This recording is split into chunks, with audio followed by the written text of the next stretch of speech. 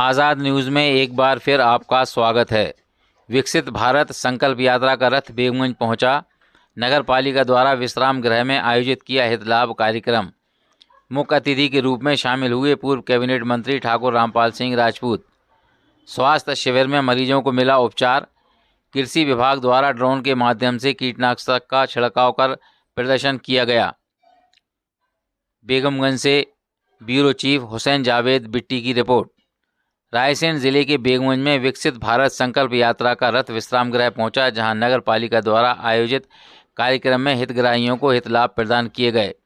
स्वास्थ्य शिविर के माध्यम से उपचार किया गया। विभिन्न विभागों द्वारा संचालित योजनाओं की जानकारी प्रदान की गई।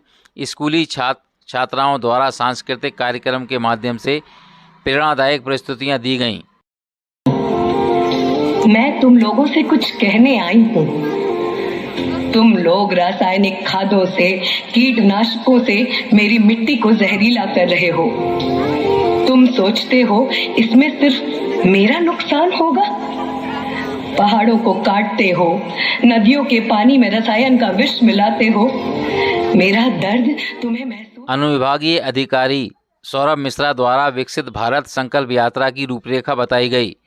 उन्होंने विभिन्न कल्याणकारी योजनाओं की जानकारी देते हुए कहा कि हमारे पूरे प्रदेश में 16 दिसंबर से 26 जनवरी 2024 तक चलाई जा रही है और ग्रामीण क्षेत्र के साथ नगरीय क्षेत्रों में भी लगातार चल रही है। इस कार्यक्रम का जो मूल अभिन्न भाग है, जो आपके सामने वैन दिख रही है, इस वैन का ही हमारे समस्त जनप्रतिनिधियों ने पूजन किया, क्योंकि इस वैन के माध्यम से हमारे यशस्वी प्रधानमंत्री जी का संकल्प हम सबने सुना। वहीं कृषि विज्ञान केंद्र रायसेन से आए वैज्ञानिक प्रदीप द्विवेदी द्वारा किसानों को मौसम से फसलों की सुरक्षा और जैविक खेती के बारे में विस्तार से जानकारी दी गई। कार्यक्रम के शुरू में मुख्य अतिथि श्री सिंह, नगर पालिका अध्यक्ष संदीप लोधी, जनपद अध्यक्ष पुष्पेंद्र ठाकुर सहित अन्य जनप्रतिनिधियों द्वारा कन्या पूजन कर कार्यक्रम की शुरुआत की गई। मंचासीन अतिथियों का सीएमओ कृष्णकांत शर्मा द्वारा फूल मालाएं पहनाकर स्वागत किया गया।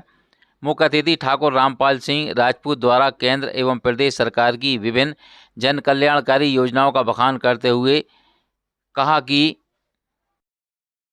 दुनिया की अर्थव्यवस्था में 5वें नंबर पे आ गया।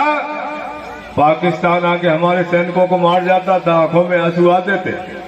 अब दुनिया का कोई भी देश भारत की सेना की तरफ देखता है तो दुनिया में कहीं बच नहीं सकता। घर में जाकर भारत के जवान मार के आते सैनिक, सर्जिकल स्ट्राइक कर देते, एयर स्ट्राइक करके घर में मार के आते। यूक्रेन अमेरिका में, यूक्रेन यूरोप में जो कहीं युद्ध होते हैं, बेटा बेटी फंस जाते हैं, मोदी जी का फोन जाता है, मेरे देश के बेटा बेटी है, तिरंगा लेके निकलेंगे, युद्ध रोक दो। युद्ध रोक देता रूस यूक्रेन, बेटा बेटी झंडा फहरा के चले आते हैं, भारत माता की जय करते हैं। ये शक्तिशाली राष्ट्र के प्रधानमंत्री जी के नेतृत्व में हम आगे बढ़ रहे हैं। आपकी बोलियां हम वापस लौटेंगे लेकर आजादी का तोला में।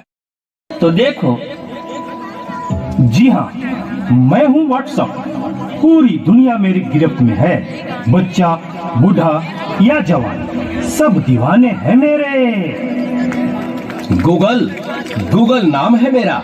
मैं वो भी जानता हूँ जो तुम्हारा भगवान भी नहीं जानता। फेक वर्ल्ड का बादशाह हूँ मैं, बादशाह।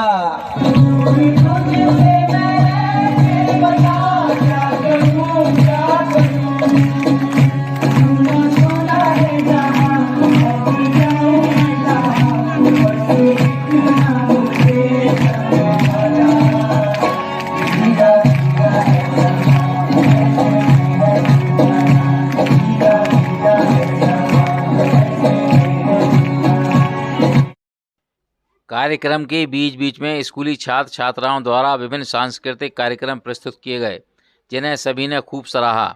इस अवसर पर विभिन्न लोग अपनी समस्याएं लेकर पहुंचे। सभी की बातें श्री रामपाल सिंह जी ने सुनने के बाद संबंधित अधिकारियों को निराकरण के निर्देश दिए, ताकि लोग बार बार परेशान न हो सकें।